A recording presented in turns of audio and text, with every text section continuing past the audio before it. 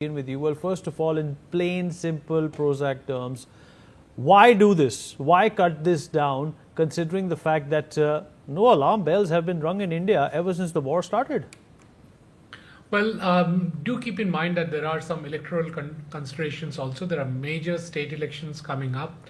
So in a price-sensitive environment where most of the food actually travels on top of diesel, it's on trucks and trucks are run by diesel. If we let the price of diesel go up, then the price of food will surely go up, and the price of everything else which runs on diesel, which is essentially trucks, will also be going up. So it's a significantly inflationary move. So what the government has done is sacrificed its cess, its taxes on diesel and petroleum to ease off this inflationary pressure. So it's a cautionary step. It's not really driven by anything emergent right now. But for sure, if this step has not been taken, there would have been significant inflationary pressure on prices of food and other daily articles.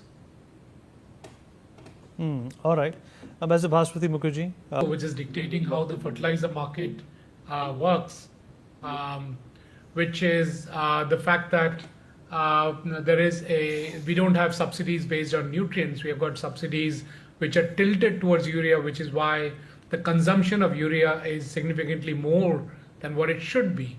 So I think some of the structural reforms are needed so that we have an appropriate consumption of each of the key nutrients, which is nitrogen, potassium, and which is NPK essentially, and also there are micronutrients that are needed, a lot of which can be generated locally within the country.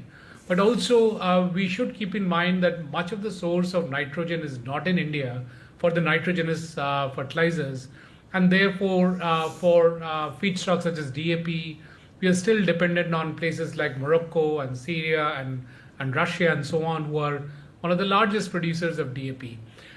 So some of these alternates for the traditional fertilizers will be difficult, but we can mitigate the situation. Now, unlike energy, which can actually be generated because of renewable energy, we can generate it locally, be self-sufficient, Atmanirbhar, we can have nuclear power plants, we can have hydel.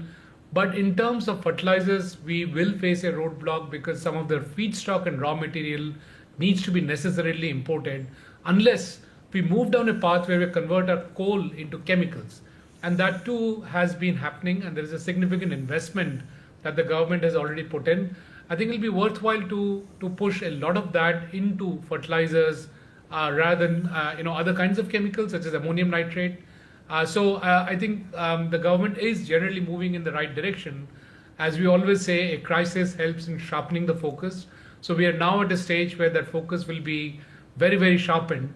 And therefore, the issue of fertilizers and many other chemicals and petrochemicals that we are normally dependent on from elsewhere, we should now start moving into coal as a source of those chemicals and petrochemicals. And other large economies such as China is already down that path and a little more advanced than India is. So hopefully India will catch up and be able to produce much of the organic chemicals domestically through other routes such as coal to chemicals. All right, Dr. Dua.